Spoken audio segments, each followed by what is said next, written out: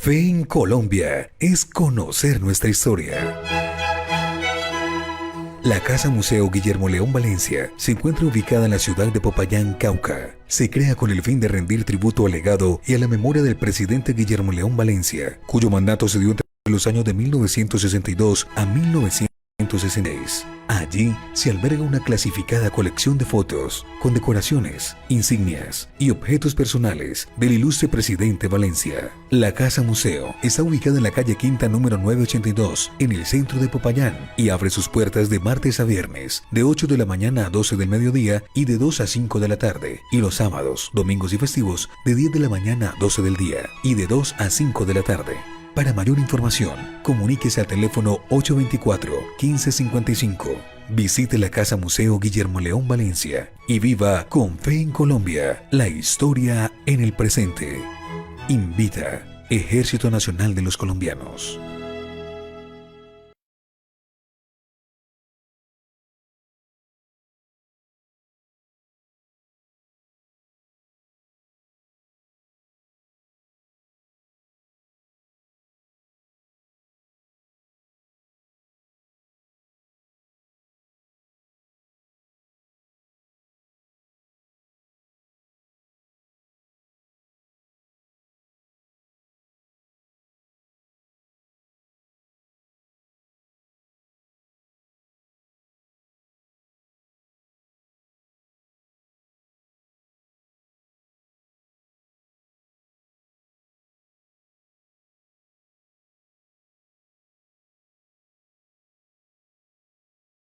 Listo. Muy buenas noches para todos y todas las personas que se encuentran en este momento conectadas en la plataforma de la Casa Museo Guillermo León Valencia para asistir a las conferencias de esta noche, a la conferencia central de esta noche, Estado de Excepción en Colombia, que dictará el doctor. Se llama Seminario Permanente de Filosofía en la Ciudad.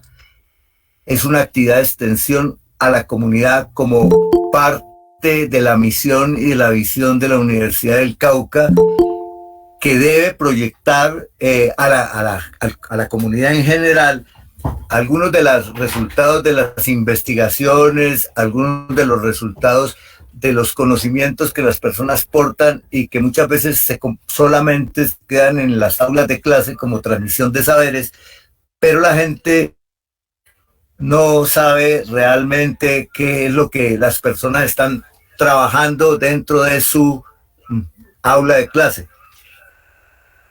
La Universidad del Cauca, a través de la Facultad de Ciencias Humanas y Sociales, a través del Departamento de Filosofía Política y Jurídica que dirige el doctor Aristides Obando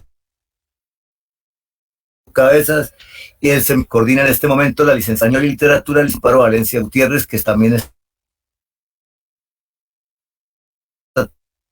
terminando su carrera de Derecho en la Universidad. Entonces, muy espesa, plataforma funcionando en las mejores condiciones.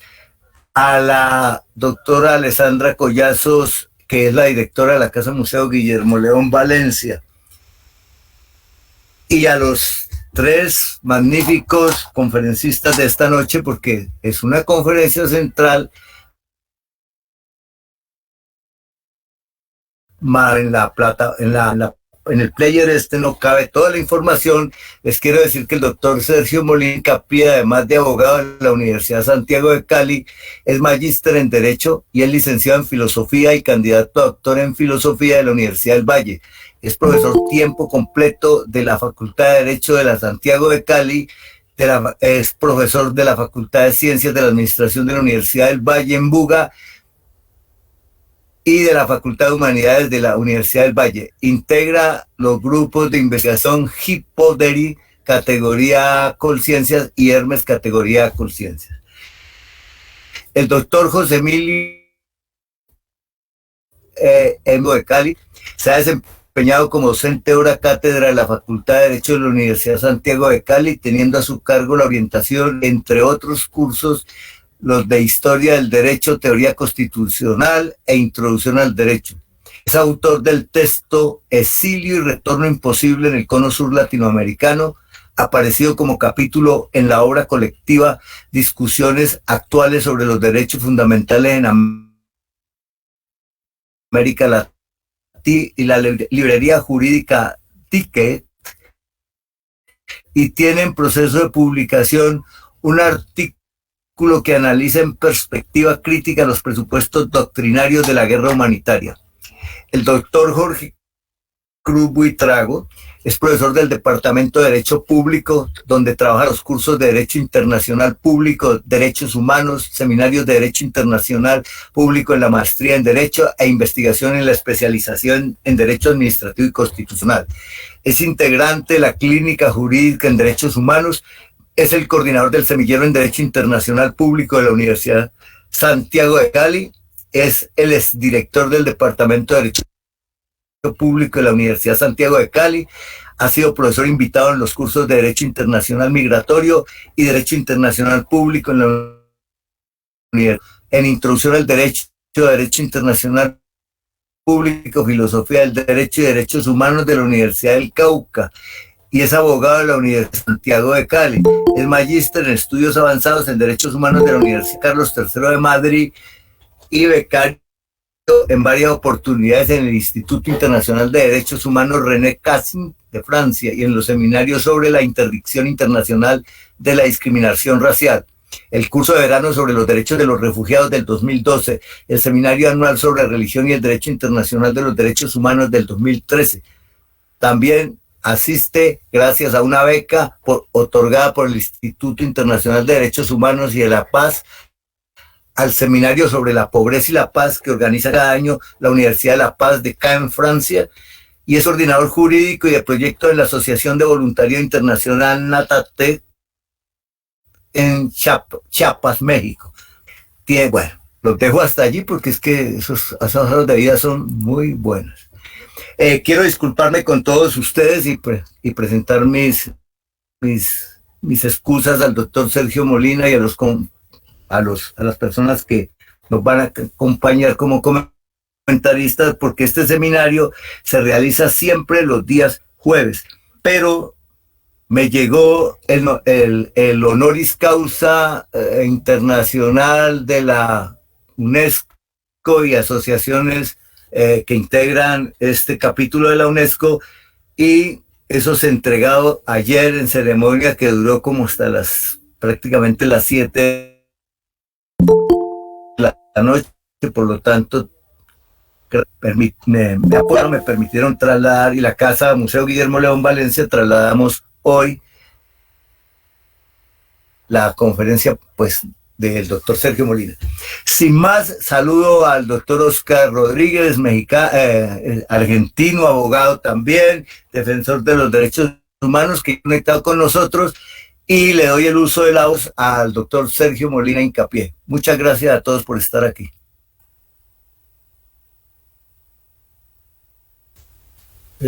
Muchas gracias, profesor Gustavo Zorrilla, por la presentación. Y le agradezco mucho también al profesor Emilio José Hidrobo y al profesor Jorge Armando Cruz, pues por participar en este evento haciendo de comentaristas y pues digamos nutriendo esta conversación sobre Estado de Derecho. Para la presentación de hoy les he preparado unas diapositivas, no sé si puedo compartir sin problema, ¿cierto? Les he preparado unas diapositivas. Recuerdo que tiene alrededor de 40 ¿sí? minutos. Doctor, le recuerdo que son 40 minutos prorrogables, un poco más, y de 10 a 15 máximo también para las intervenciones de los comentaristas, para darle paso a las personas que quieran intervenir. Bueno, gracias. Ok, muchas gracias, profesor Gustavo. El día de hoy, en esta presentación que les voy a realizar, pues voy a intentar hacer un experimento que es no centrarme tanto en la parte dogmática o hacer una presentación dogmática como se suele hacer pues en estos asuntos, sino que más bien he querido proponerles contar una historia, ¿no? Narrarles una historia Y para ello, pues yo voy a ir narrando la historia poco a poco, o sea, la voy a ir leyendo, pero a medida que voy leyendo la historia, las diapositivas pues van acompañando la historia. Entonces vamos a ver si nos funciona la cosa. Entonces, antes de entrar a la narración de la historia, les advierto que en el trasfondo la perspectiva que está es una perspectiva realista del realismo político. De pronto para algunos un poco pesimista puede ser, pero pues no es tanto para llamar al pesimismo, sino más bien, digamos, una forma de describir y explicar el asunto, pues de pronto que no es propio del normativismo, que es un poco más esperanzador, pero sí en el trasfondo, cuando estemos ahí en la historia, van a ver ustedes que también hay una parte normativa en esa historia. Entonces, sin más preámbulos, voy a iniciar la historia a ver cómo nos va con el cuento.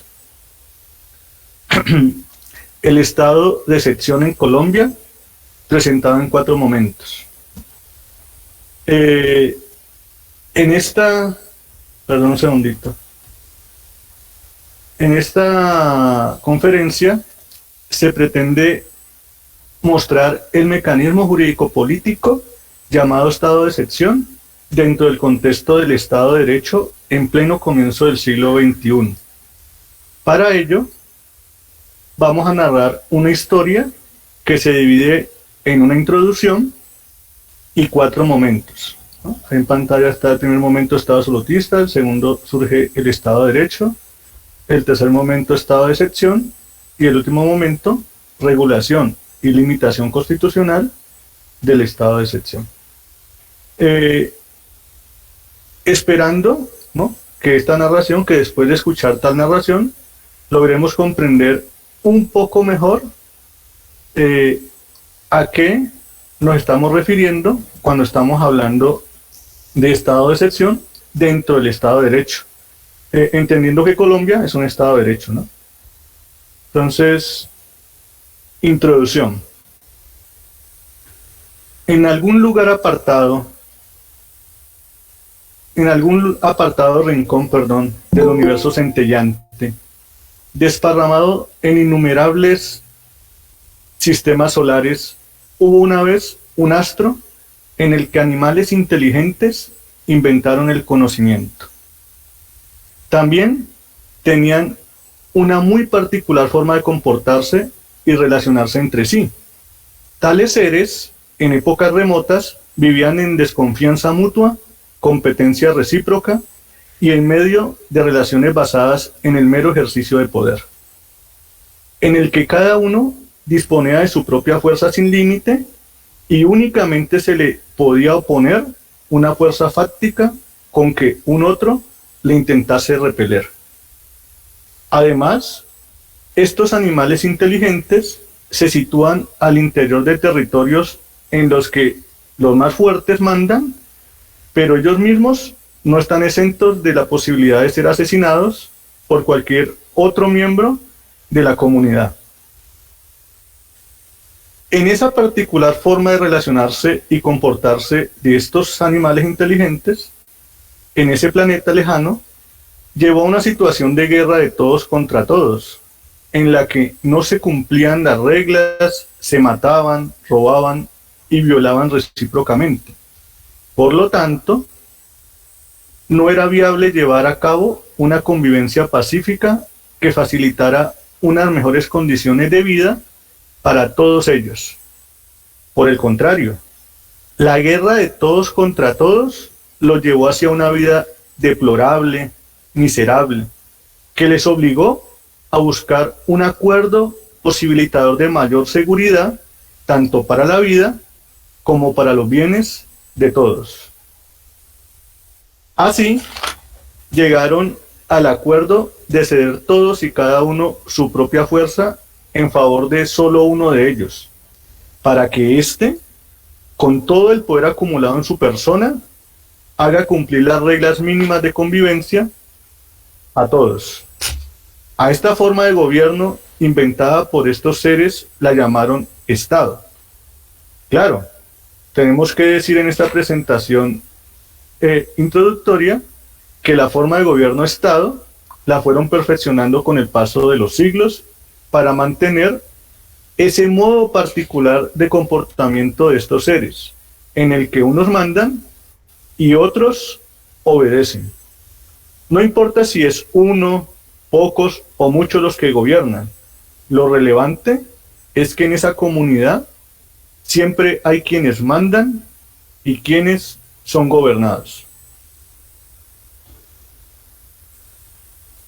Primer momento, el Estado absolutista. Como se puede observar, la nueva forma de gobierno denominada Estado inició dándole todo el poder a uno de aquellos individuos, quien ejerció ese poder supremo y único dentro del territorio que le correspondía gobernar. A este individuo se le llamó el monarca, el cual monopolizó en su cabeza el uso de la violencia, creando ejércitos permanentes a su servicio y, por supuesto, prohibiendo a cualquier otro tener ejército. El derecho igualmente fue monopolizado por el monarca.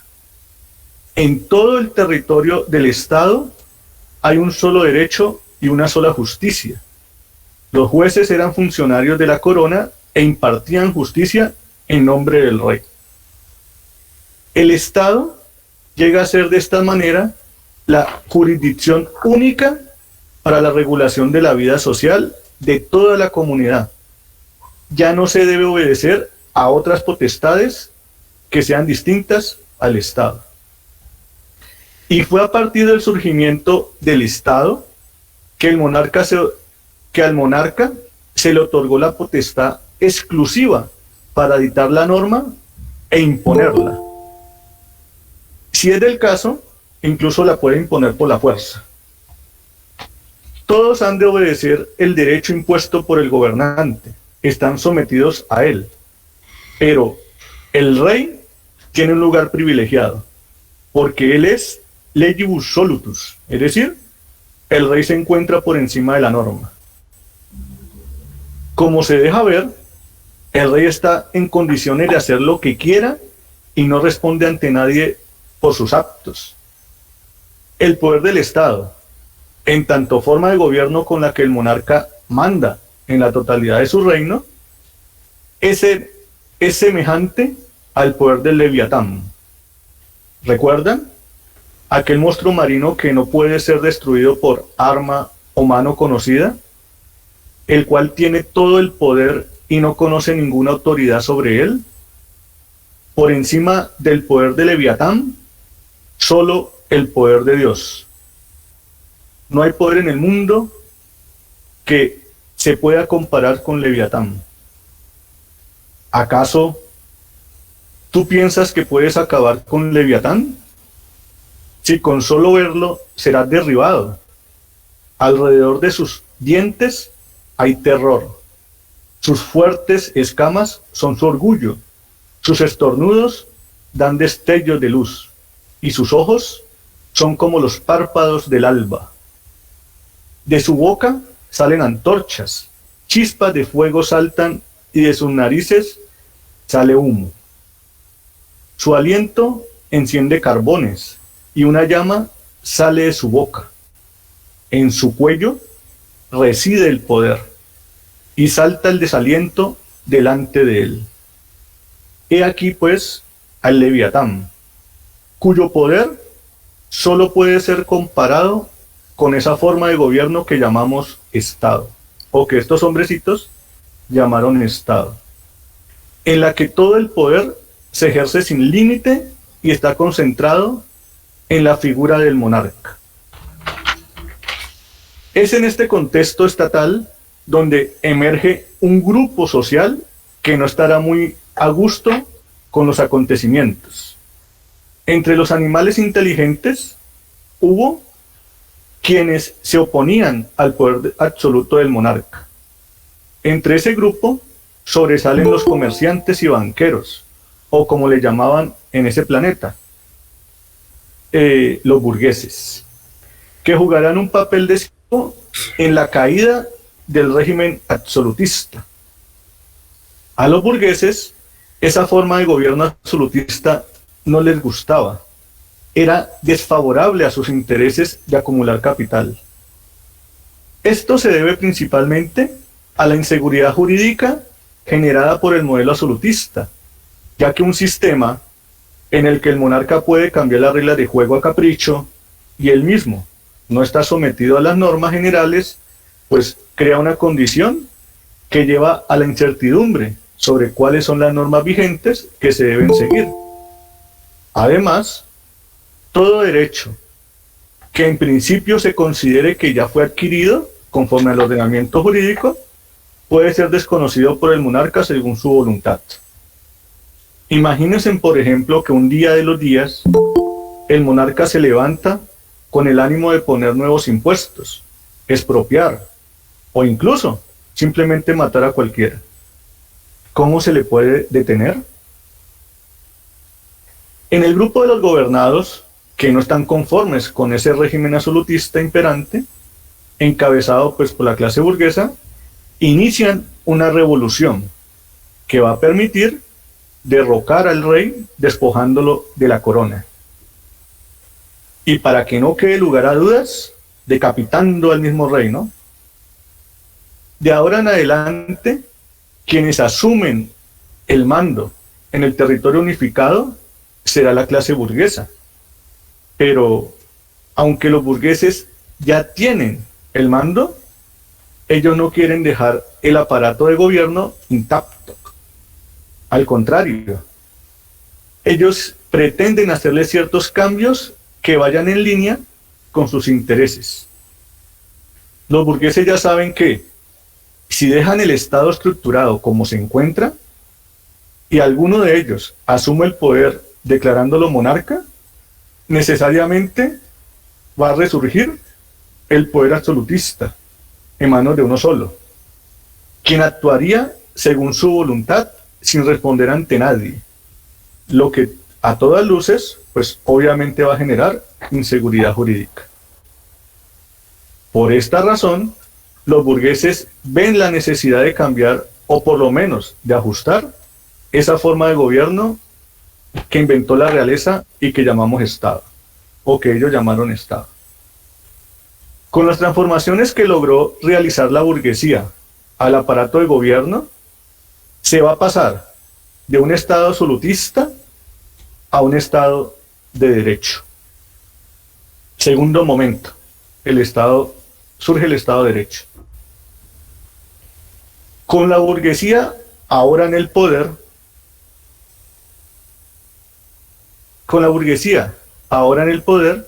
el Estado que había inventado la realeza se transformó en Estado de Derecho.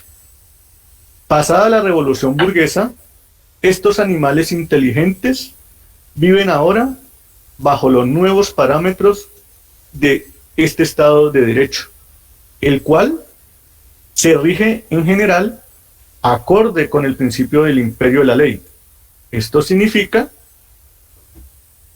bajo el esfuerzo de controlar y al mismo tiempo legitimar el ejercicio de poder del Estado por medio del derecho.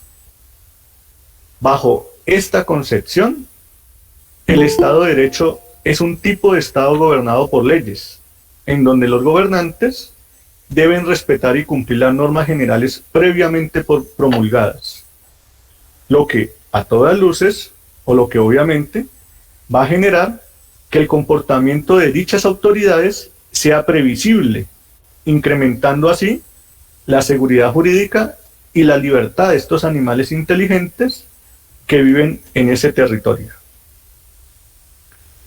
La revolución burguesa también dio lugar al nacimiento de la Constitución como norma suprema, la cual se concibe como un documento preexistente al propio poder estatal y al que todos, sin excepción alguna, están sometidos, tanto los gobernantes como los gobernados. Esto va a implicar que existan órganos capaces de asegurar el respeto a la legalidad y a la Constitución. Por ello, se presupone la separación de poderes a fin de que los jueces puedan controlar la efectiva sumisión de los gobernantes a la Constitución. La Constitución es la norma de normas debido a que ella regula dos asuntos que son centrales y vitales para esa comunidad sociopolítica de animales inteligentes. Uno, la organización de la estructura de poder. Y dos, los principios o valores privilegiados por la comunidad. Estos dos asuntos se traducen en, de un lado, el principio de la división de poderes, ya que el Estado de Derecho se organiza en los poderes legislativo, ejecutivo y judicial. Y del otro lado, los derechos humanos, en cuanto a principios básicos del acuerdo social que van a quedar plasmados como derechos fundamentales en la Constitución. Es en la Constitución, entonces, que estos animales inteligentes deciden establecer la organización del funcionamiento de los poderes del Estado, sus mutuas relaciones y las limitaciones resultantes de esas limitaciones. De igual modo, en la Constitución, estos animales inteligentes consagran los derechos fundamentales en forma de derechos individuales, que los va a proteger del ejercicio de poder de quien esté gobernando. Sin embargo, estos derechos, con su propósito, pues de proteger, no son suficientes. Necesitan la presencia de la división de poderes. Pero, ¿por qué es necesaria la división de poderes? Como se evidenció al comienzo de la historia, todo el poder estaba acumulado en un solo individuo, que tenía la libertad de realizar las cosas según su propia voluntad. Ese individuo podía matar, robar, violar o cambiar las leyes a capricho. Para que dejasen de presentarse este tipo de situaciones, ¿no?, donde se puede hacer lo que sea, esos seres inteligentes, en ese nuevo escenario del Estado de Derecho, decidieron dividir el poder para dárselo a 3 autoridades distintas y así evitar que una sola de ellas reúna todo el poder. Fue de este modo que esos animales inteligentes se inventaron un poder legislativo, un poder ejecutivo y un poder judicial. El primero hace la ley, el segundo ejecuta la ley y el tercero obliga a su cumplimiento o sanciona cuando se incumple. Se supone que cada poder va a ejercer solo una parte de todo el poder del Estado, pero no va a existir un solo poder que tenga acumulado la totalidad del poder estatal. Estos 3 poderes se tienen que organizar entre sí de tal manera que por disposición de las cosas, el poder frene al poder, ¿no? Según lo dicho, hasta este momento, es claro que esos animales inteligentes ajustaron el modelo de Estado para ponerle límite al ejercicio de poder soberano del gobernante. ¿A través de qué?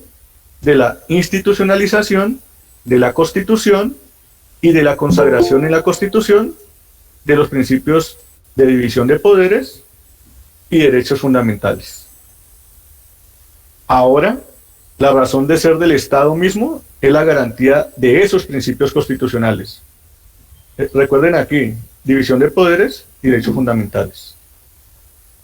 No obstante, los hechos ocurren de tal manera que desembocan en una paradoja del Estado de Derecho.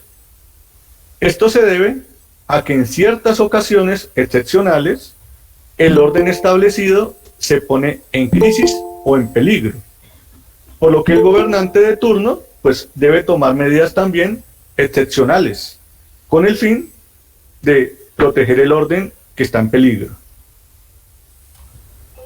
Dado que el gobernante en este nuevo modelo de Estado de Derecho se debe ajustar a los parámetros constitucionales, entonces, en la propia Constitución se contempla el mecanismo de estado de excepción con la finalidad de que ese soberano pueda enfrentar y superar la crisis que pone en peligro el orden establecido. Tercer momento, el estado de excepción.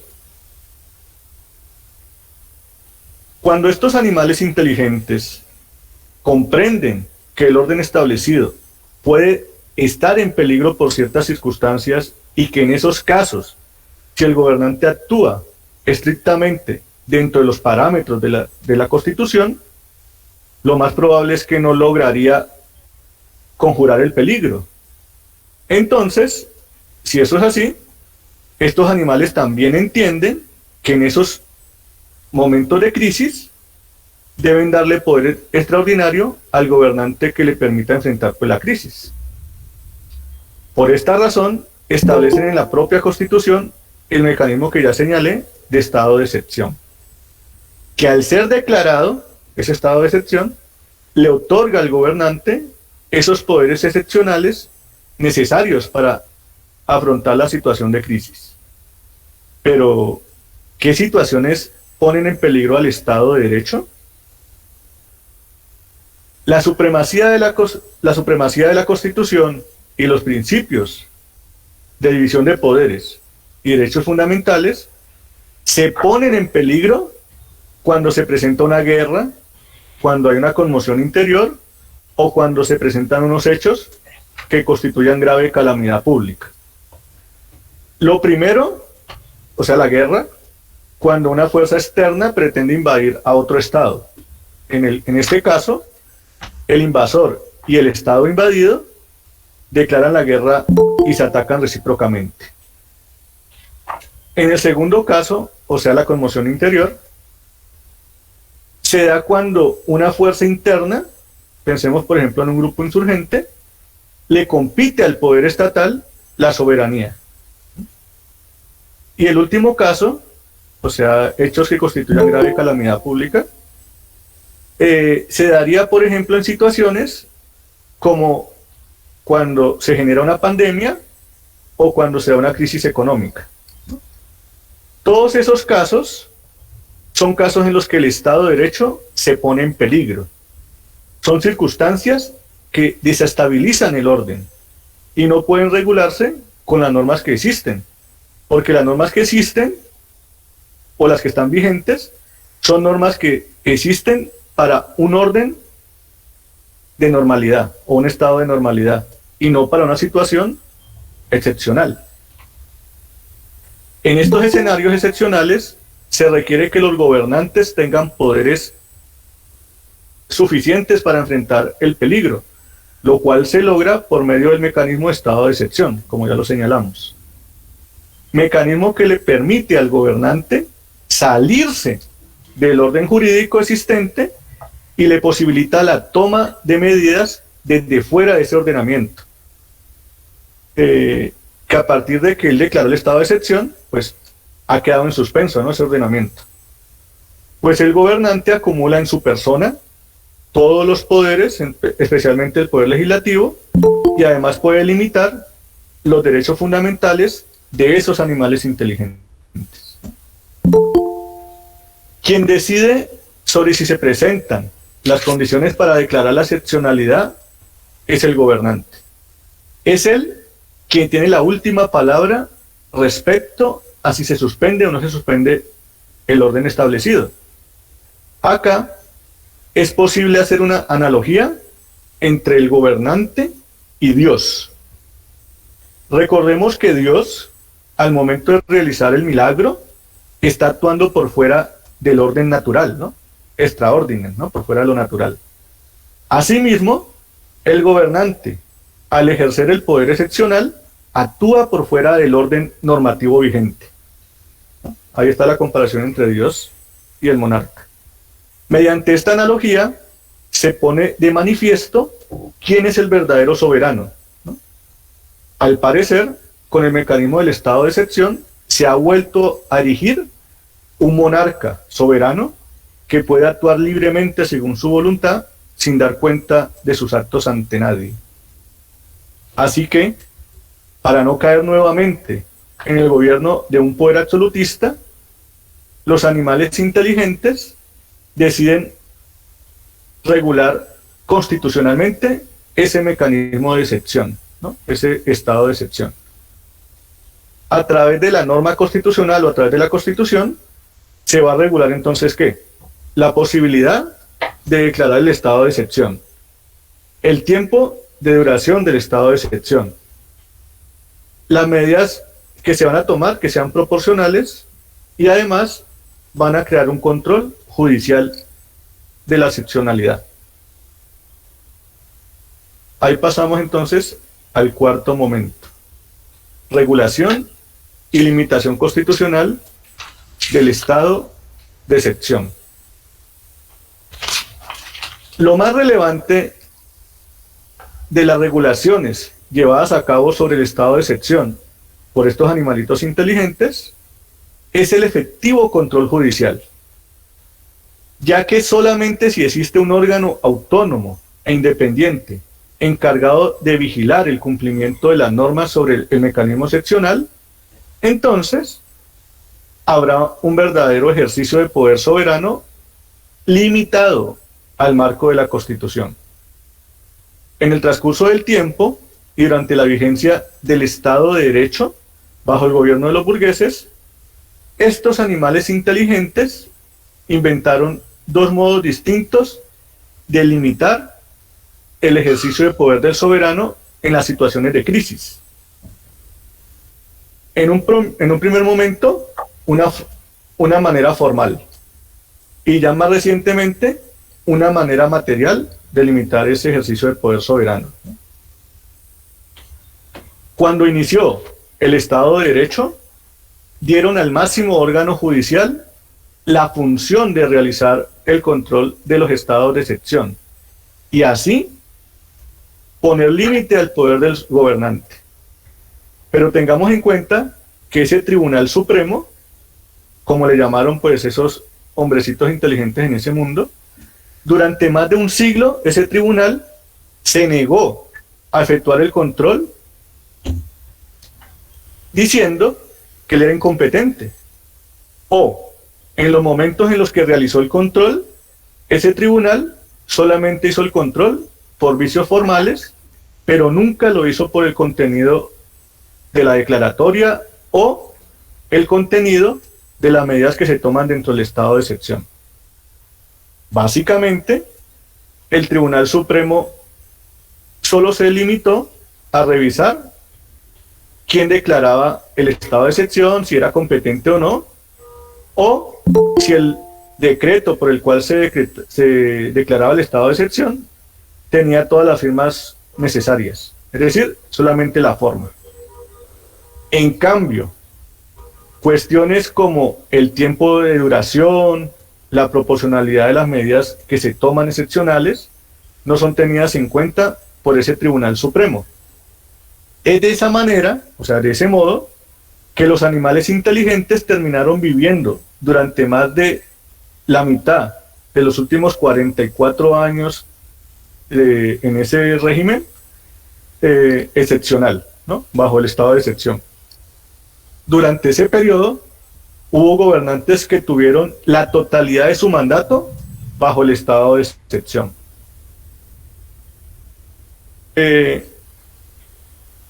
Bajo el estado de excepción. Esta libertad de acción del gobernante, en lo relativo al tiempo de duración del estado de excepción, también se deja ver en una situación que ocurrió a mediados del siglo pasado en ese mundo de estos animales inteligentes. Alguna vez se presentó una manifestación estudiantil en contra de la invasión ocurrida en otro estado soberano a otro estado soberano en tierras lejanas, y sin embargo estos estudiantes salieron a protestar, por lo cual el gobierno decretó un estado de excepción con el propósito de controlar la manifestación de estudiantes, una manifestación estudiantil. En esa ocasión, la excepción duró 3 años, aunque la manifestación de estudiantes se controló en tan solo 3 horas. En otras ocasiones, el gobernante ha tomado medidas demasiado restrictivas de los derechos fundamentales. Por ejemplo, en otra ocasión, prohibieron reuniones de más de 3 personas en el contexto de una supuesta alteración del orden público. En ciertas ocasiones, el poder excepcional incluso se usó hasta para enviar una delegación deportiva a un evento internacional. Algo que pues a todas luces no supone un peligro para el Estado, ¿no? Es decir, si no se manda la delegación deportiva, pues el Estado no se va a acabar.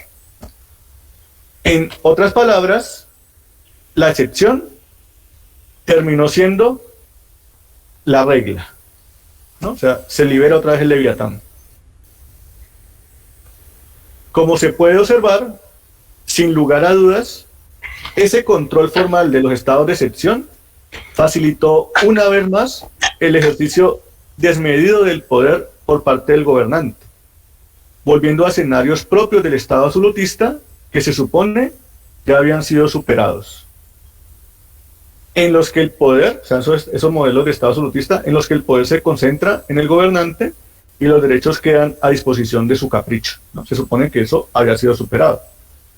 Lo único que realmente está claro hasta este momento es que el Estado de Derecho no logró poner freno al ejercicio irrestricto del gobernante en los momentos de crisis.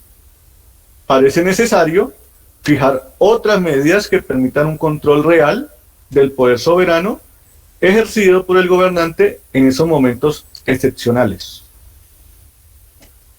Es así que los animales inteligentes de ese planeta lejano llegan a la solución de reformar la Constitución, creando un nuevo órgano judicial que va a tener la principal tarea de salvaguardar los principios que están consagrados en la Constitución.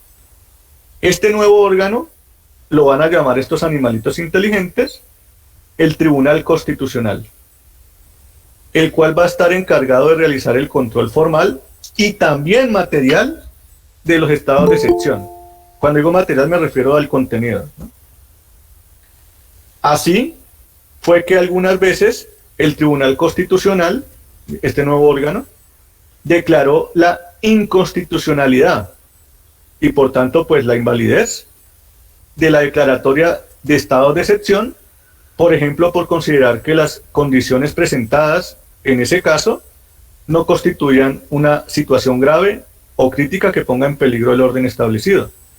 Y si no es una situación grave, pues esa situación se puede enfrentar a través de la normatividad existente, ¿no? Lo que normalmente se aplica. Debe tenerse en cuenta que este nuevo control realizado por el Tribunal Constitucional es automático, ¿no? Estos animalitos inteligentes dijeron, no, esto también tiene que ser automático en los casos que se decrete el estado de excepción. Una vez el gobernante declara que hay un estado de excepción, entonces debe enviar al Tribunal Constitucional la declaración para que el tribunal efectúe el control de constitucionalidad. Si el gobernante no manda el decreto, no importa.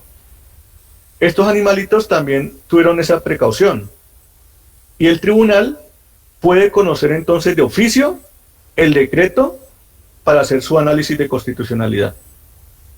Estos animales inteligentes también regularon específicamente el tiempo de duración del estado de excepción, ¿no? Por ejemplo, dijeron que en situaciones de conmoción interior, la excepción no puede ser mayor a 90 días y de pronto se puede prorrogar hasta por 2 periodos iguales, pero no más de ahí. Y en los casos de emergencia social, económica, ecológica, o por ejemplo como ahorita, ¿no? De pandemia, imaginémonos pues esta misma situación allá. En esos periodos, la vigencia del estado de excepción solamente puede ser hasta 30 días y se pueden sumar otros estados de excepción, pero que en total no vayan a sumar más de 90 días durante el año calendario.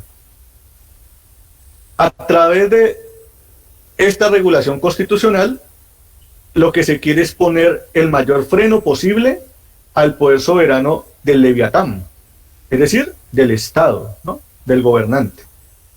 En la Constitución, entonces se van a incluir cláusulas como, por ejemplo, nuestros animalitos pensaron en esto también,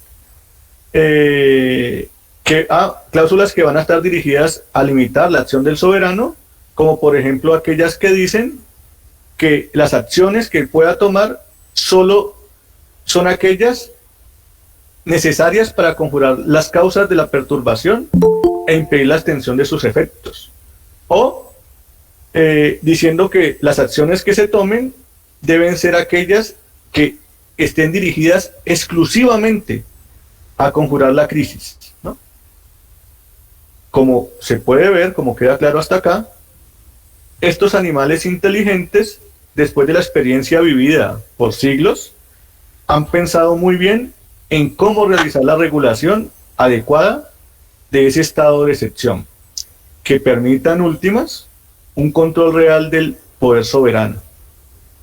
Ahora bien, en la Constitución se regula cuáles son los casos en los que el gobernante puede declarar el estado de excepción, cuánto tiempo puede durar, la obligación de tomar medidas proporcionales y el efectivo control judicial que deben hacer los jueces en cabeza de este Tribunal Constitucional.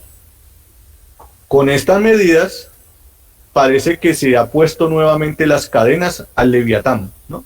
Hemos vuelto a encadenar al Leviatán. Pero, ¿realmente el Leviatán puede ser encadenado? ¿No se supone que al poder de Leviatán solo lo puede vencer el poder de Dios? Estos animales inteligentes se vieron ante una nueva situación que les dejó ver que la política parece que está por encima del derecho, que la decisión del soberano está por encima de cualquier regulación normativa que usted pretenda hacer de esa decisión. Los animales inteligentes, hasta este punto, estaban satisfechos con su creación y así se dedicaron a vivir una vida plena, aunque un día de los días, un amplio número de ellos comprendieron que ya no les alcanzaba ni siquiera para comer 3 veces al día, por lo que en ese momento deciden protestar contra el gobierno para exigirle el cumplimiento de las garantías constitucionales que habían pactado originalmente. No recuerden, división de poderes y derechos fundamentales. Especialmente se buscaba la satisfacción de los derechos fundamentales. Ante las multitudinarias protestas de miembros de esa comunidad de animalitos inteligentes, el gobernante decide, en lugar de dialogar o negociar con ellos, tomar medidas excepcionales, pero sin decretar el estado de excepción. Dando tratamiento de guerra a la protesta ciudadana, por ejemplo, sacando al ejército a las calles para repeler violentamente las manifestaciones. En este contexto hay muertos, hay heridos, hay desaparecidos, hay tuertos, hay violaciones contra mujeres, hay amenazas, hay violencia contra los medios de comunicación, etcétera, etcétera. Además, se ve que el gobernante restringe derechos fundamentales a través de decreto, ¿no? Por ejemplo, restringiendo el derecho a la protesta.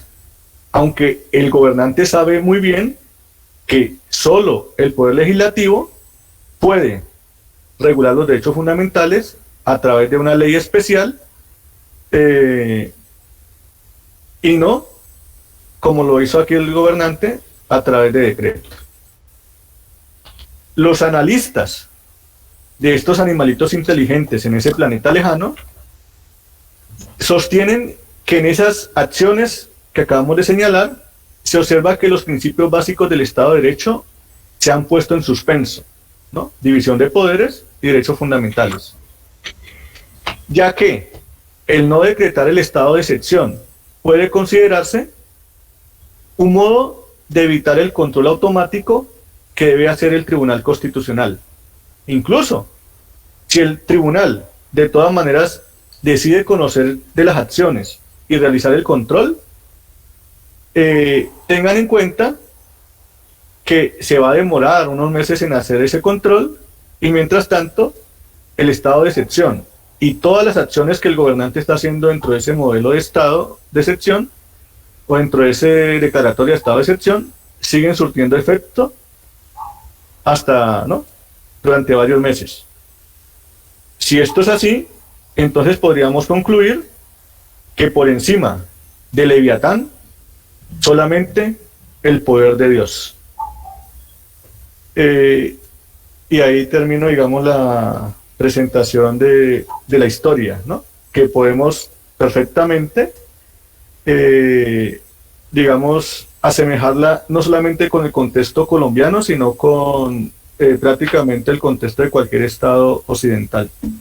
Entonces, ya con esto termino mi presentación y pues le doy la palabra a los demás participantes. Doctor Molina, excelente presentación, claridad en los conceptos, claridad en el discurso. El que ya no entienda qué es un estado de excepción, le va a tocar empezar otra vez el curso. ¿Empezamos con el doctor Emilio o empezamos con el doctor Rodrigo? Le cedería la palabra a Jorge. Arrancas tú, ¿vale? A Jorge. Qué pena, Jorge. Bueno, buenas noches nuevamente para todos, un cordial saludo. Muchas gracias por la invitación, profesor Gustavo, profesor Sergio Molina. Excelente presentación. Yo creo que la forma o la estructura del texto de la ponencia del profesor Sergio Molina pues se asemeja mucho a la forma que a mí me gusta redactar textos. Yo normalmente lo que hago es utilizar la literatura, ¿no?, utilizar algunas metáforas, y el profesor Sergio Molina pues ha entrelazado parte de la historia y de la filosofía y del pensamiento político para explicarnos lo que está sucediendo hoy en día, es decir, como si no hubiese cambiado nada, como si ese constitucionalismo que algunos llaman actualmente del bien común parte o surge de una idea básica, y es que entre una norma jurídica y el poder siempre va a estar el poder, ¿no? Y eso lo enseña perfectamente Carl Schmitt. Carl Schmitt nos lo va a decir de una manera muy sencilla. Nosotros los juristas, los abogados, los profesores de derecho, cuando enseñamos nuestras clases, pues le decimos a los estudiantes, eso sí, dependiendo de la escuela a la cual uno se inscriba, uno le dice lo importante o lo que define al derecho es el sistema normativo, ¿no? Eso es derecho, ¿no? Entonces lo enseñamos a partir de una estructura que algunos profesores utilizan de Kelsen. Y ahí reside la fuerza, ¿no? Pero nos damos cuenta de que realmente la fuerza no se encuentra en una norma jurídica, sino una decisión de poder, y eso lo hemos padecido en los últimos tiempos. O sea, la fuerza del derecho no va a radicar en una norma jurídica, sino en una decisión de poder que va a estar por encima incluso de una norma. Entonces, en alguna parte el profesor Sergio Molina hablaba de que los estados de excepción estaban por fuera de la norma, por ahí lo subrayé, profe Sergio Molina, luego le voy a compartir esa reflexión, y yo creo que el estado de excepción es la norma, que ese es el gran peligro, ¿no? Cuando el estado de excepción se convierte en norma. Entonces, fíjense ustedes cómo, por ejemplo, la misma estructura del estado de excepción la encontramos en países como España. Creo, profesor Oscar Rodríguez, que también en Argentina se encuentra en la constitución política, pero hay otros estados que no lo tienen, la figura de estado de excepción. Por ejemplo en Alemania lo que van a tener es algo que se llama legislación de emergencia, ¿no? Legislación de emergencia. En otros estados lo que se va a tener es algo que se llama legislación ad hoc, pero todo va a tener un control. Una pregunta que le hago al profesor Sergio Molina, y ya con esto doy paso al profesor Emilio José, porque estos temas son muy interesantes, y yo sé que hay preguntas de los estudiantes, sería lo siguiente. Miren ustedes que ese control que tendrían que realizar los otros poderes públicos, con todo lo que vivimos y padecimos, con ese decreto, con el cual se promulgó esa figura de la asistencia militar durante las manifestaciones y las protestas sociales. Luego va a haber una reunión entre el legislativo y en particular el judicial con la Corte Constitucional, que públicamente legitimó lo que estaba ocurriendo en ese día. Entonces uno dice, en ese evento, cuando sale la Corte Constitucional, que es la encargada de la salvaguarda, de los principios, de lo que hablaba el profesor, de que esa separación de poderes realmente sea efectiva, sale públicamente a defender un decreto de asistencia militar, que fíjese bien lo que dijo el profesor Sergio Molina, no fue un decreto legislativo, en el cual se promulgara un estado de, lo que antes se llamaba estado de sitio, ¿no? Que hoy en día se conoce como conmoción interior, sino que simplemente ese decreto se disfrazó para poder ejercer medidas ejecutivo o ejercer unas funciones totalmente desproporcionadas, con las consecuencias que todos vimos y padecimos allá en Popayán y aquí en Cali, en nuestros barrios y en nuestras comunidades. Entonces, profesor Sergio Molina, no sé usted qué piensa de que en un acto público la Corte Constitucional legitime un decreto que en primer lugar no pasó por el Congreso de la República, por el Legislativo, y en segundo lugar no fue objeto de revisión por parte de la misma Corte Constitucional. No sé, creo que el profesor Sergio como que se retiró de la... No, es que la cámara se me... Ah, bueno. El computador se me apagó el de la cámara, pero ya lo reactivé. Perfecto. Ok. Profesor Gustavo, no sé cuál es la metodología, si no, se va respondiendo o... Si Jorge, como Jorge y Emilio comentan, tú abres posibilidades de discusión en tanto pueden añadir o interpelar el texto que tú presentas al auditorio. No sé si el doctor Jorge quiera dejar allí. Sí, yo quiero cerrar con esa pregunta y afirmarle al profesor Sergio Molina algo que puede alimentar el texto incluso, y es que el estado de excepción es la normalidad. No está por fuera de la norma como lo concebimos tradicionalmente, sino que es la normalidad. Y se ha vivido en el Cono Sur, ¿no? Con el profesor Emilio escribimos un artículo sobre el Estatuto de Seguridad durante el periodo de Turbay Ayala. Ese Estatuto de Seguridad tenía pues esa misma naturaleza de todo lo que sucedió en Argentina, lo que sucedió en Chile, lo que sucedió en Uruguay, en Bolivia también. Entonces esa ha sido como la normalidad, ¿no? Que hoy en día, pues, señor Gustavo. No, sigue, termina. Sí, no, y entonces la pregunta para el profesor Sergio es ese apoyo público que dio en su momento la Corte Constitucional al Ejecutivo. No sé si el profesor Sergio considera que eso rompe con la separación de poderes, rompe con esa estructura que vimos al inicio de su presentación, profesor Sergio. Muchas gracias, Jorge. Entonces le doy el uso de la palabra a Emilio y luego termine. Se trabaja pues ya entre los tres más las preguntas que los estudiantes hacen. Y creo que hay algo que considerar ahí de lo que tú decías, ¿no? Cuando a la gente o los noticieros empiezan a hablar de el estado de excepción, ¿no? La gente empieza a asustarse por todas partes, ¿no?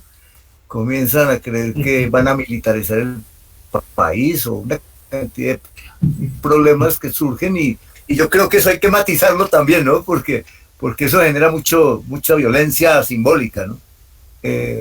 Emilio, por favor, tienes la palabra.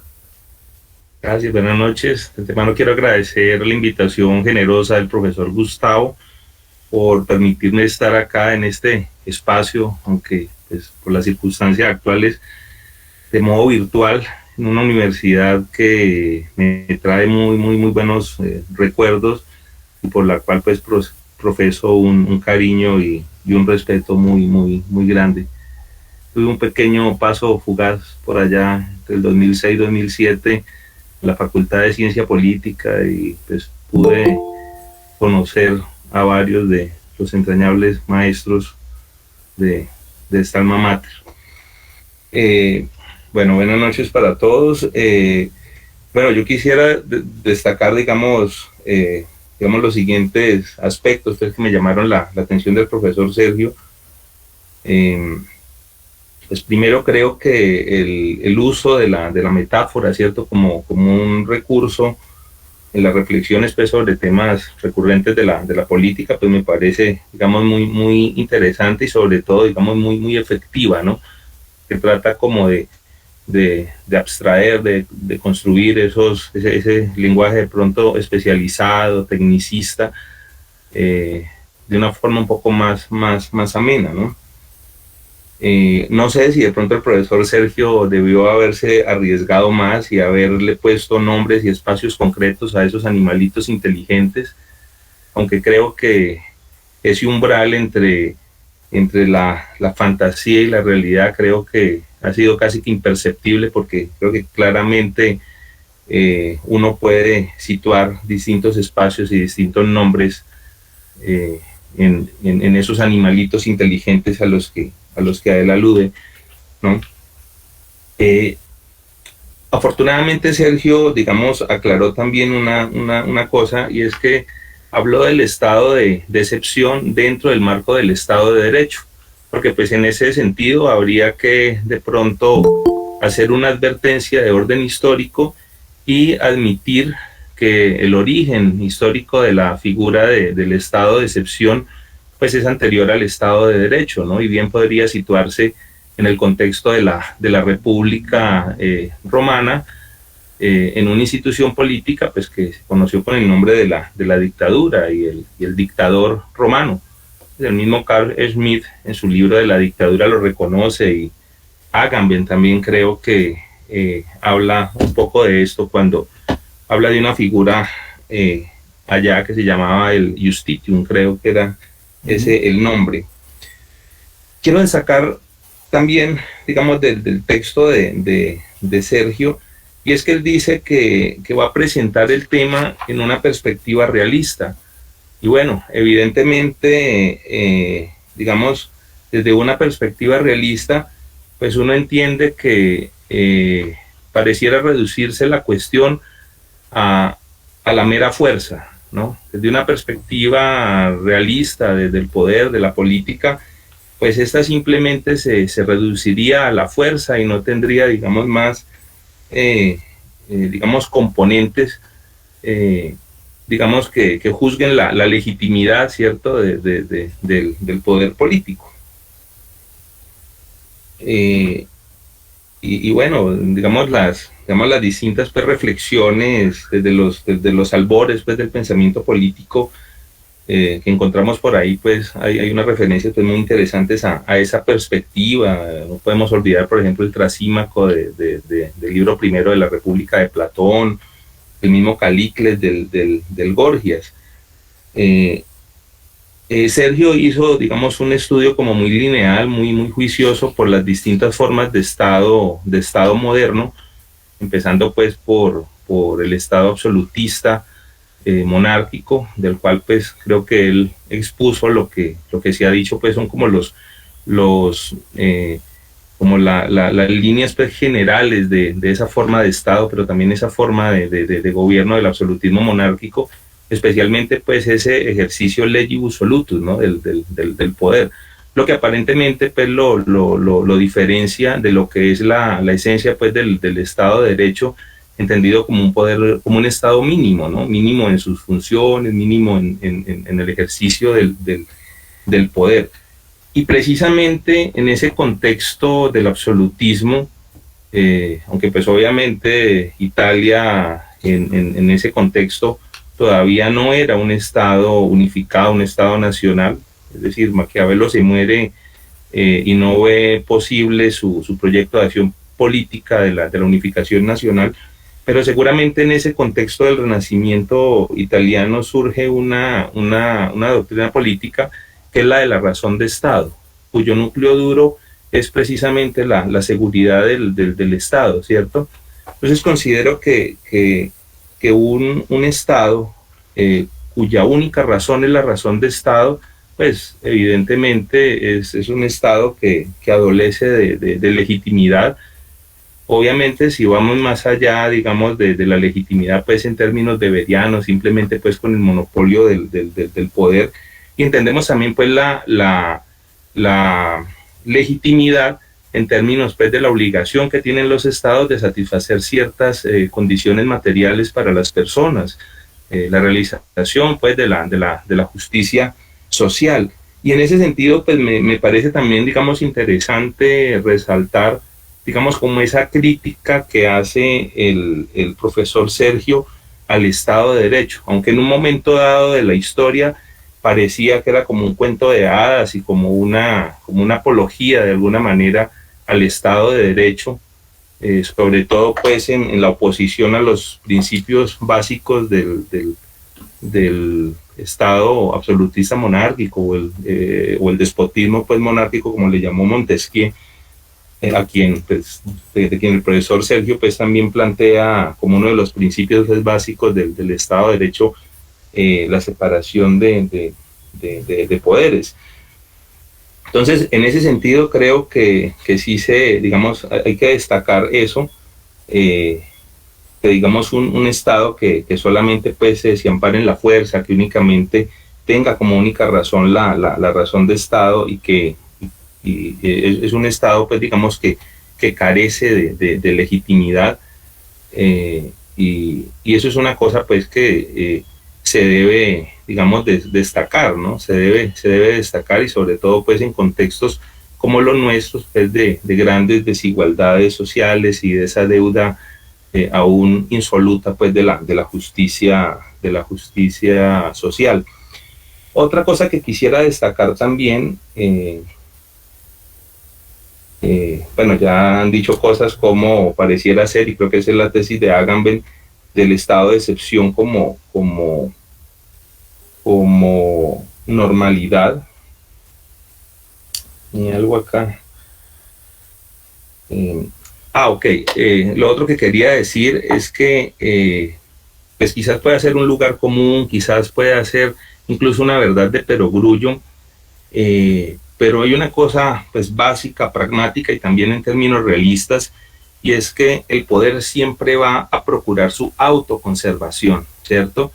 Al tiempo pues que va a autoproclamar su legitimidad, y pues precisamente por eso digamos dispone de la fuerza, y aún en las etapas pues de los estertores, ¿cierto? Del poder, cuando incluso se está cediendo pues el poder a otro, se va incluso a incrementar, ¿cierto? Esa fuerza, a veces como una medida desesperada. Entonces, en ese sentido, creería yo que el estado de excepción, que como lo dijo Sergio, como lo comentó Jorge, que me antecedió pues en la palabra, ese estado de excepción, no como la excepción, sino como la regla, como la normalidad, creería yo que se puede entender también como uno de los mecanismos que tiene ese Estado de Derecho, digamos, para procurar la autoconservación del poder. Incluso otra figura que también puede caber en ese sentido es la misma noción de poder constituyente, que pues nació, digamos, siendo revolucionaria, que permitió, digamos, la reivindicación política de un estamento, digamos, desfavorecido, porque pues permitió que el tercer estado tuviera asiento en la Asamblea Nacional Constituyente, pero también es, digamos, otro mecanismo que, si se mira desde una perspectiva crítica, es otra forma como el Estado, ¿cierto? El Estado de Derecho en el que estamos situados procura su autoconservación, y por eso es que en las regulaciones constitucionales que se hace al derecho a la protesta, a la desobediencia civil, que incluso genera situaciones de estado de excepción, como lo cuenta sobre el final de su historia el profesor Sergio, cuando se constitucionaliza y digamos se establece que no puede ser violenta, y con eso pues no estoy haciendo ninguna apología a nada, pero cuando se constitucionaliza y se le ponen, digamos, esos límites, esa barrera, pues creo yo que es una forma también de cómo el poder procura esa autoconservación. Desde ese punto de vista, digamos, haría mis comentarios sobre Sergio. Me gustó muchísimo y bueno, no sé si Sergio y los demás asistentes al evento están de acuerdo con esa forma mía de inferir y de interpretar el discurso del profesor Sergio. Muchas gracias. Gracias, Emilio. Es muy interesante. Es que la idea es esa, que los comentaristas se enfrenten al texto y puedan proponer algo. Quiero decirle al doctor Sergio Molina, antes de darle la palabra al doctor Oscar Rodríguez, que ya empezó en el chat a manejar una serie de textos y de contextos importantes, que leyó muy bien el texto de Federico Nietzsche, que se llama De la verdad y la mentira en sentido extramoral, y cómo aplicar ese concepto nietzscheano de la construcción en el lenguaje, de esa gran mentira, de esa gran e ilusoria forma de realidad que tenemos y en la que estamos constituidos como seres de lenguaje y de lenguaje simbólico. Él hacía uso de ese texto, de estos animalitos, ¿no? Y ese texto es bien interesante para que lo lean también los estudiantes de Derecho. Le quiero dar el uso de la voz a Oscar, el doctor Oscar Rodríguez, argentino, abogado, y creo que va a ser, y luego le damos la palabra cuando la pida el doctor Sergio Molina, que la puede pedir en cualquier momento, por este es su espacio, y manejar la reunión como quiera. Bueno, gracias. Gracias a las intervenciones. Gustavo, preferiría que vos leas lo que yo he mandado en el correo, que ahí está Isi te la pregunta. Mi idea es que el Estado colombiano, pero me gustaría que lo digan los colombianos, no es un Estado de Derecho, no es un Estado de excepción, es un Estado de Derecho mínimo, como dijo el comentarista, con gran porción de Estado de excepción y con una cada vez más grande porción de Estado terrorista. Y eso lo podemos claramente ver con la Convención sobre Prevención y Sanción del Genocidio, porque el Estado colombiano viene asesinando, torturando, digamos, a porciones de Grupo Nacional, el artículo 2A de la Convención. Por lo tanto, a mí me parece que tiene una fuerza mayor denunciar en nuestros países las porciones de Estado terroristas, porque ya el establishment ha aceptado, sin conmoverse, que hay estado de excepción, porque el estado de excepción viene al ser regulado, de alguna manera no conmueve del todo al Estado de Derecho. Creo que tenemos que tener la audacia, la valentía o la honradez intelectual de empezar a hablar de las porciones de Estado terrorista. Pero me gustaría que leas vos ahí, y dejo la pregunta para la excelente intervención, muy gráfica, muy didáctica que he escuchado, pero me gustaría luego la opinión de esto que sería mi tesis, digamos. Ya, entonces leo lo que dice Oscar, aunque si Sergio quiere leerlo él directamente y no habría ningún problema. Dale. De hecho, ya le había retomado algunas de las palabras que había puesto aquí el profesor Oscar, ya las había estado leyendo, y con lo que acaba de decir ahorita me aclara un poquito más lo que estaba escribiendo acá. De hecho... ¿Quieres leer tú, Sergio, o la leo yo? Para léelo. que la conozcas. Léelo, por favor, ya. Listo. El doctor Rodríguez desde Argentina nos dice lo siguiente frente al tema que ha planteado el doctor Molina. Dice, el problema también tiene que ver con la tendencia a estados plutocráticos, estados de mercado, al que sin duda los podemos denominar dictaduras de mercado. No cree que hay espacios de Estado de Derecho más bien de tinte formal, con porciones de Estado de excepción que se van acrecentando, y también aquí hay que ser agudos, con una gran porción de Estado terrorista, en tanto que hay áreas y acciones que incluso escapan a cualquier normatividad del estado de excepción. Ese es un primer comentario. El segundo, con un estado de excepción con el agravante de que no es declarado. La denominación de estado de excepción es aceptado ya por el establecimiento, por los sectores de poder real, es decir, no conmueve, no denuncia. Policías de gatillo fácil, organizaciones paraestatales, intervención de ejércitos no mediados por las normas, cuestiones todas que llevan a la teoría del Estado paralelo. Miles de líderes, militantes, referentes campesinos, indígenas no armados y sin embargo exterminados en lo que podemos denominar genocidio por goteo. Convención sobre prevención y sanción del genocidio, artículo 2A. Matanza de miembros de un grupo nacional, étnico, racial o religioso.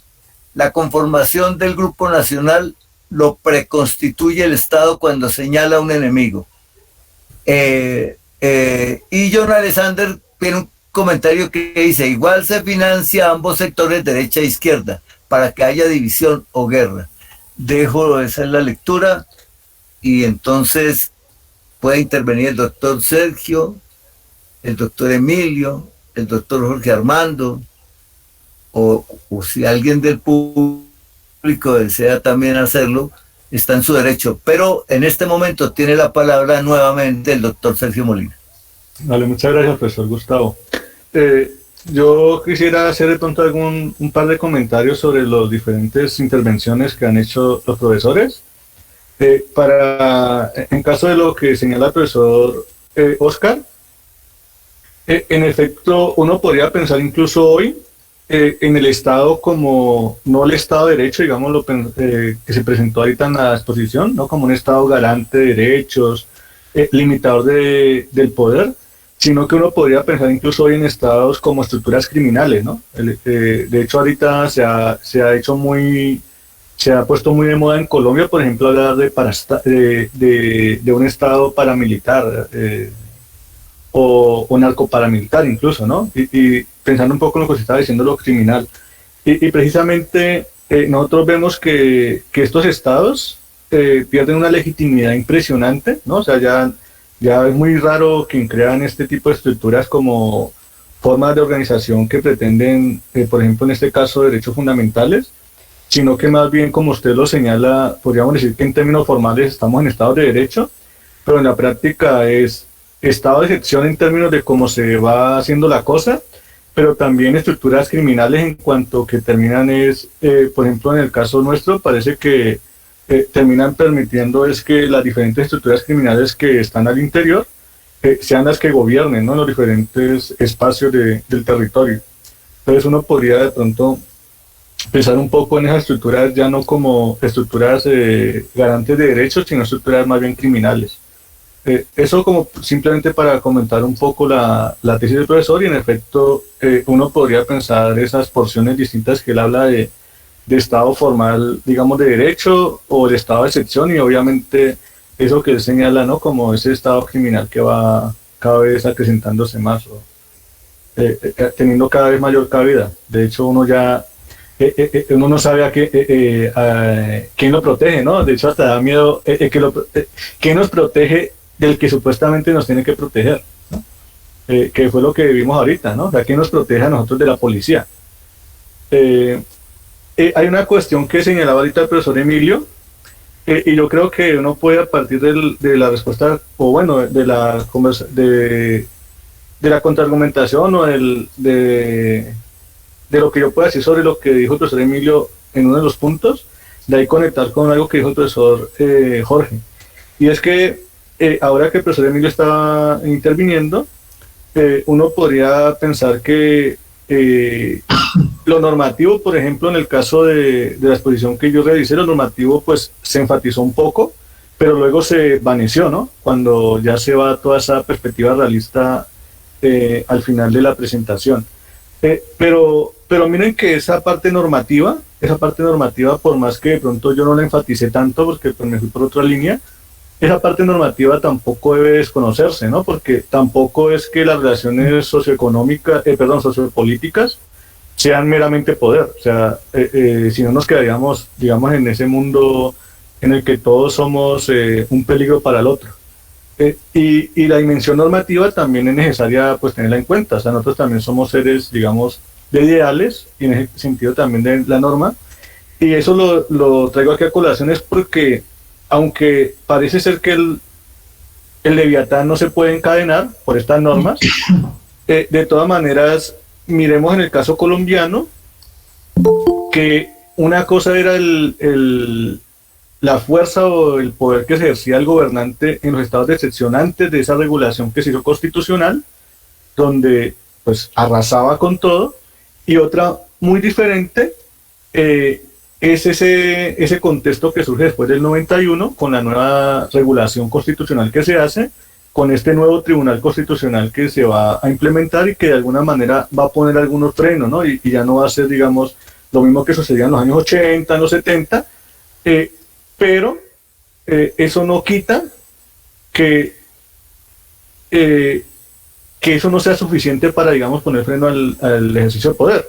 De hecho, un ejemplo muy claro que eso no es suficiente es lo que mencionaba el profesor Jorge ahora rato, cuando dice, si se supone que quien debe vigilar, quien debe poner freno a este ejercicio de poder es el tribunal, y el tribunal sale diciendo, no, yo avalo esto, o sea, esto está bien hecho, ¿no? Como dijo el profesor ahorita Jorge, en un acto público legitimó la acción del gobernante, del ejecutivo.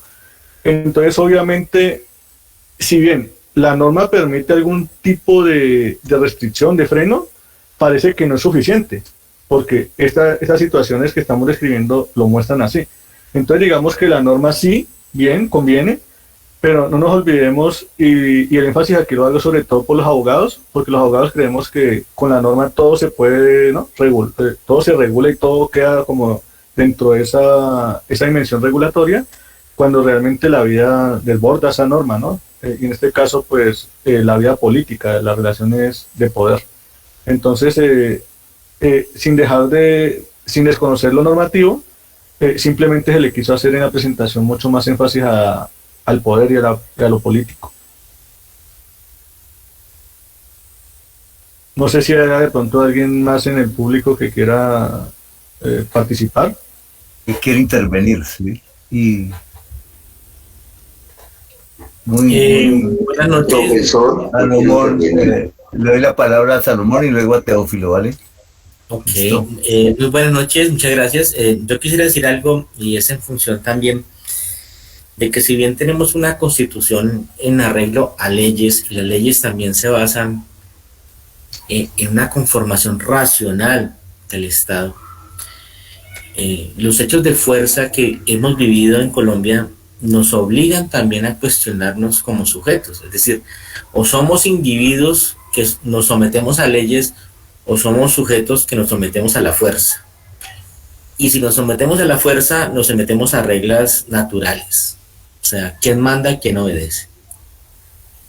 Y si nos sometemos a leyes jurídicas, nos sometemos a constituciones, a leyes, y por lo tanto creo yo que tenemos que revisar muy bien a qué tipo de individuo también atacamos, o a qué tipo también de individuo somos cuando somos víctimas.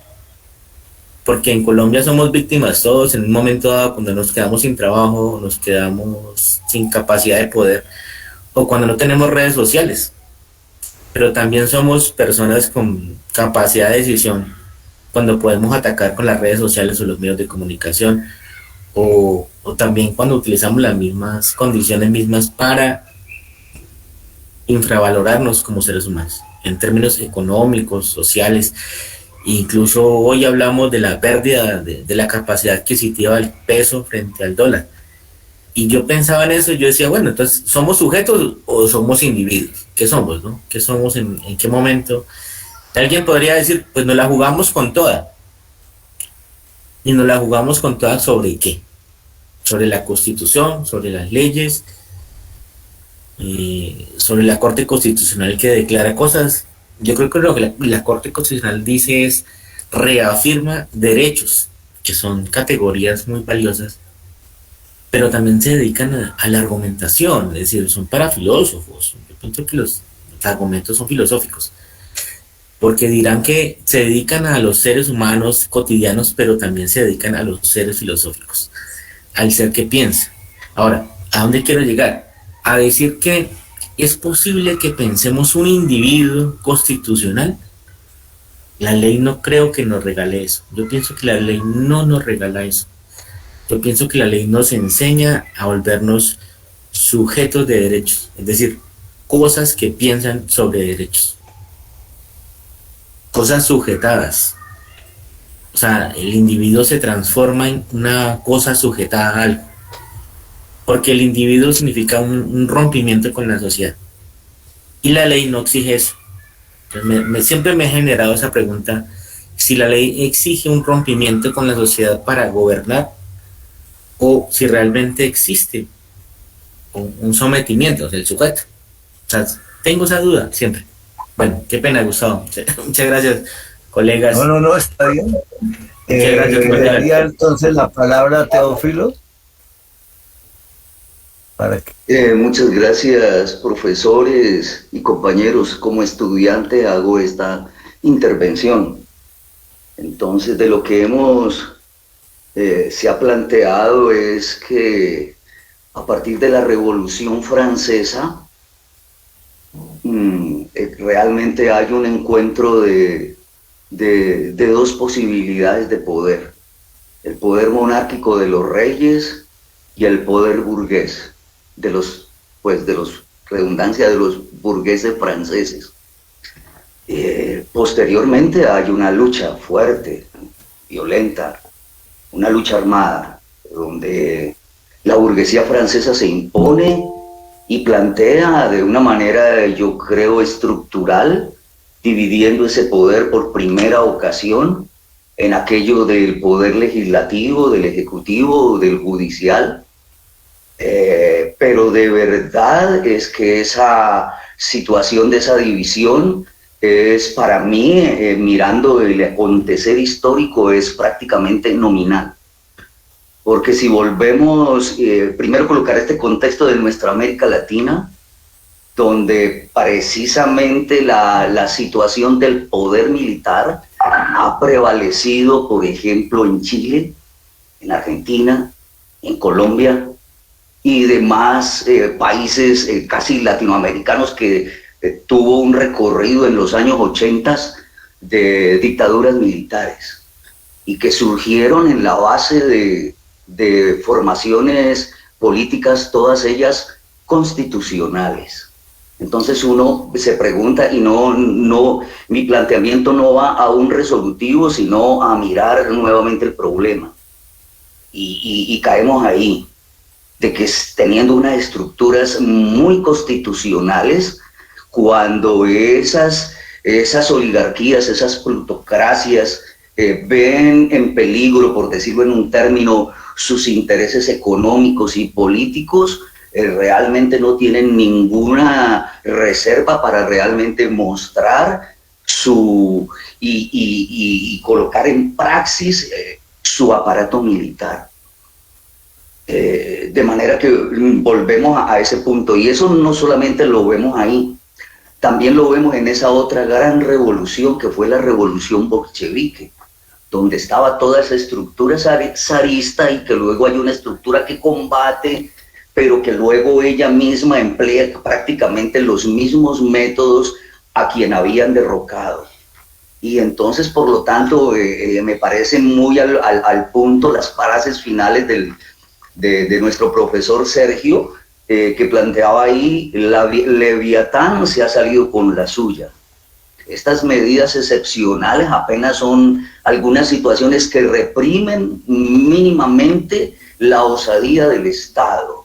Pero como vemos en lo que se ha planteado luego, los mismos tribunales y cortes constitucionales en todo el planeta, yo creo, terminan convalidando los hechos en los cuales se coloca en peligro el poder, por así decirlo, de manera amplia, ¿no? Entonces, de manera que, y yo termino allí, es decir, total, es que la situación de división de poderes es una situación estructural, nominal, pero de hecho no lo vimos muy claramente en la toma del Palacio de Justicia, donde el presidente de la República, que era el superior jerárquico de los ejércitos, decía alto a la toma del Palacio de Justicia, y realmente esos militares hicieron caso omiso. Yo diría, ¿será acaso que entonces aquello planteado por el filósofo judeo-alemán, que no digo su nombre, y que todos sabemos a qué nos referimos, es que realmente en el fondo sigue funcionando o permaneciendo como solución a estos temas, a pesar de que sabemos que no es la muy buena vía, pero todo se resuelve en una situación de confrontación? Y frente a ello, si ese Leviatán parece que es muy soberbio y parece que nada lo domina, parece que debemos como conformar quizá otro que definitivamente lo venza, quizá pensarlo en que no sea de esa forma, como hemos dicho que ocurre en la historia, es nuestro constante dilema, es esa mi mínima participación. Muchas gracias, profesores, compañeros. Gracias, Teófilo, por la intervención. No sé si de una última intervención, estamos sobre el tiempo o dejamos las intervenciones allí. No sé si Oscar tenga algo más que agregar y le doy el uso de la voz entonces a los comentaristas y a Sergio, para que redondeen, pues que el tema es bastante importante y bastante complejo. Podríamos hacer otra, o sea, proponer a Jorge como conferencista en primer plano y comentarista, puede ser a Oscar Argentino y a Emilio, o puede ser Sergio y... Sí, ¿me entienden? Podemos hacer ese juego para que se amplíen más estas intervenciones que creo que van quedándose cortas en la medida en que vamos ahondando en los problemas que tenemos en América Latina con relación al Estado, que entre otras cosas esto llama Estado social de derecho. Supuestamente lo social, ¿dónde quedó? ¿En qué tipo de lo dejaron ustedes? Bueno, entonces... Gustavo, quisiera decir algo. Sí. Breve, Salomón. Sí, el Estado no tiene por qué señalar a los individuos como malos o buenos. Yo pienso que la ley debe enseñarnos a cómo gobernarnos en nuestras capacidades y cualidades humanas.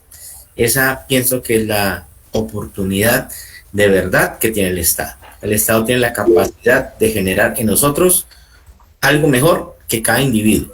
Y por lo tanto, es una oportunidad de mejora. Solamente digo eso. Claro, respuesta a la pregunta kantiana, ¿qué es la ilustración?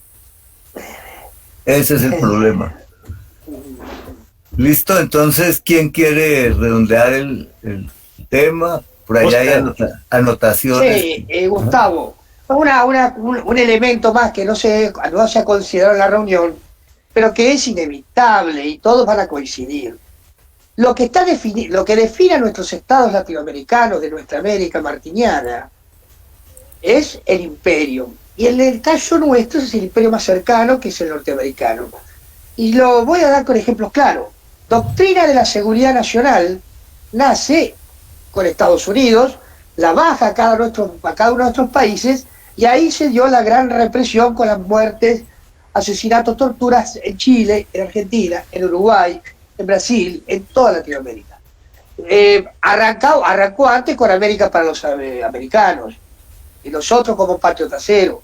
Es decir, el Estado terrorista que se configura cada tanto con mayor o menor fuerza en nuestra América, proviene de esa ideología, la doctrina de seguridad nacional y su desastre.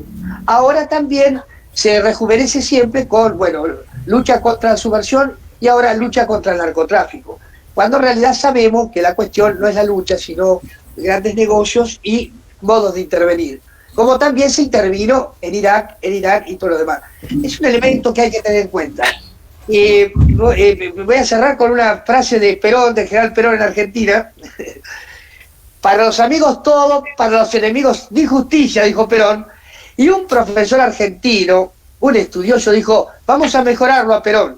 Para los enemigos, para los amigos todo, para los enemigos solo justicia. Gracias, Oscar. Entonces regreso al doctor Sergio para que, o al doctor Jorge o al doctor Emilio, y vamos concluyendo. Nos quedan 10 minutos para cerrar. Vale, pues yo simplemente quisiera, para ya terminar, digamos que llamar la atención pues en general a todos. Yo sé que aquí de pronto pueden haber personas que no son ni abogados, ni filósofos, ni ninguna de estas disciplinas, digámoslo así, y es como llamar la atención en que hay que leer un poco sobre estos temas, porque son temas, digamos, que a todos nos tocan, aunque no seamos conscientes de ellos, y tal vez estos espacios lo que permiten es que uno empiece a irse familiarizando con unos ciertos conceptos, unos ciertos lenguajes, y esa familiaridad con esos lenguajes, esos conceptos, nos permiten ir comprendiendo un poco mejor el asunto, ¿no? Y también en qué estamos nosotros dentro de ese contexto. Entonces, aquí, por ejemplo, en el caso del conversatorio, se intentó poner de pronto algunos conceptos ahí como a la palestra, precisamente para que nos sirvan como una posibilidad analítica, ¿no? Entonces, también llama la atención sobre eso y que es un ejercicio constante que debemos estar haciendo. Y ya en torno al tema propiamente, recordar que aquí hay, por lo menos en principio, dos énfasis fuertes respecto al estado de excepción. Uno normativista, que va a aludir a la posibilidad, digamos, de ese control, de ese enmarcar, de ese ponerle límite, y esa otra dimensión política, que hace más énfasis en el ejercicio del poder, en la imposibilidad de regular, en la imposibilidad de poner freno, ¿no? En términos normativos. Entonces, por lo menos de entrada uno puede iniciar con esas dos perspectivas para ir ahondando en esta dimensión. Que aquí, de hecho, yo hice énfasis mucho en lo político, pero ya luego en la conversación también fue surgiendo lo normativo, ¿no? De una manera relevante, aunque a veces pues nos desilusionamos con lo normativo, ¿no? Como sucedió con el caso que el profesor Jorge planteó, que a muchos, por no decir que a todos los que teníamos una cierta esperanza en el Estado de Derecho colombiano, en el sentido de que estuviéramos un poquito en él, digamos así, o que estuviera un poquito en desarrollo, esperábamos pues la decisión de la Corte, ¿no? Que dijera la Corte. Y pues ese jueves en particular, cuando salió con este discurso, pues muchos sentimos que no había manera de encadenar al Leviatán.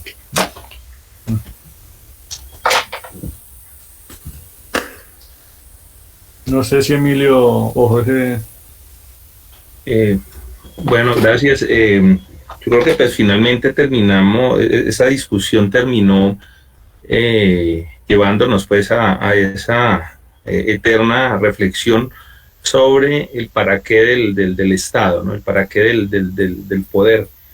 Y a propósito de la metáfora del Leviatán, como terminaba Sergio su ponencia, me recuerda un texto y un título, una expresión que utiliza el profesor Víctor Manuel Moncayo en un libro de teoría del Estado que se llama El Leviatán derrotado, pero derrotado no porque, digamos, el Estado ya no exista como anhelarían, digamos, los anarquistas, sino derrotado porque pues, no solamente ha metamorfoseado, como dijo el profesor Oscar Rodríguez, en figuras como el Imperio y otras, digamos, actores internacionales que indudablemente logran influir sobre las decisiones políticas internas de los estados y finalmente pues imponer sus intereses que bien pueden ser geopolíticos, geoestratégicos, sino también pues un Leviatán derrotado porque ha sido, como pues decíamos en su oportunidad, digamos, incapaz de suministrar como esos mínimos, ¿cierto?, de justicia a los que formalmente en las constituciones desde los mismos preámbulos se alude. Entonces creo que finalmente esta fue una disertación en torno a esa cuestión, el para qué del poder. Y de nuevo pues reiterar al profesor Gustavo y a los demás asistentes la posibilidad de haber podido intervenir en este espacio. Muchas gracias. Gracias, Emilio José. Muy amable por ese detalle. Jorge, ¿quiere añadir algo? No, simplemente agradecerlos a ustedes, al profesor Oscar, por su participación y por ese análisis que también hace que es pertinente, por supuesto.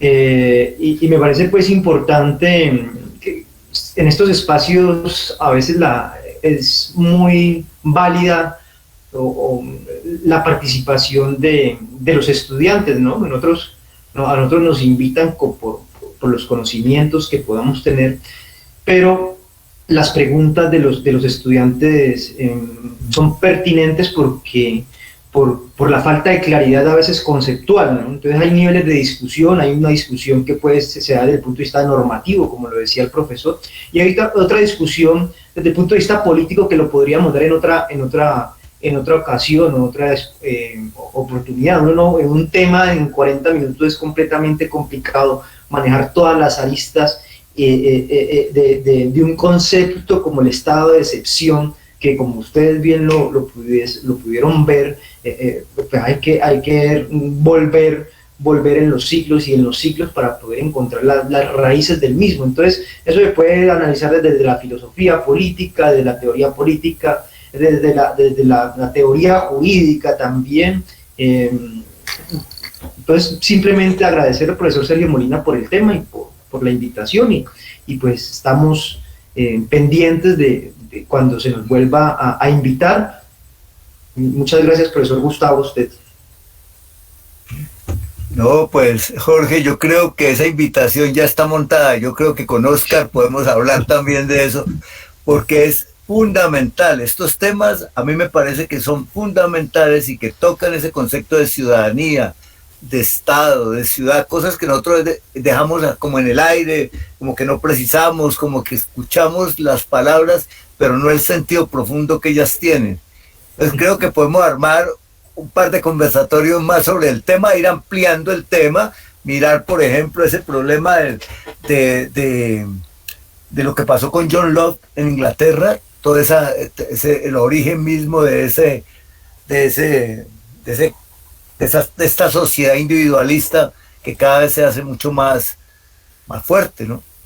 Entonces, tenemos para muchas cosas y para distintas opiniones, y bueno, yo quiero agradecerle a las personas que están en Facebook también, escuchando esta transmisión. Esta transmisión se mantiene permanente, está allí para que la puedan escuchar cuando lo deseen, y también esto se va a subir a una plataforma Google, o sea que esto queda registrado para quien lo quiera recoger, volver a revisar y volver a trabajar. Y creo que para ustedes, compañeros docentes, han picado la curiosidad de sus propios estudiantes, porque muchas veces por estas vías es que aparecen problemitas que uno de pronto en el aula de clase no percibe de inmediato. No surgen los temas. Oscar, muchas gracias de nuevo por compartir con nosotros, y a todas las demás personas que han estado acompañándonos. Salomón, gracias por tu intervención, lo mismo Teófilo. Hay en el chat hay preguntas o hay consideraciones que quedaron allí y que pues es importante que ustedes las tengan en cuenta. Doctor Sergio Molina, muchas gracias porque usted facilitó la posibilidad de que pudiéramos trabajar en este día de hoy, ya que el jueves pues me era imposible estar aquí acompañándolos. No, muy amable a usted. Muy buenas noches por la invitación. Muchas gracias por la invitación, muy amable. Bueno, a ustedes y bueno, les deseo una feliz noche y gracias por acompañarnos. Gracias. Hasta luego.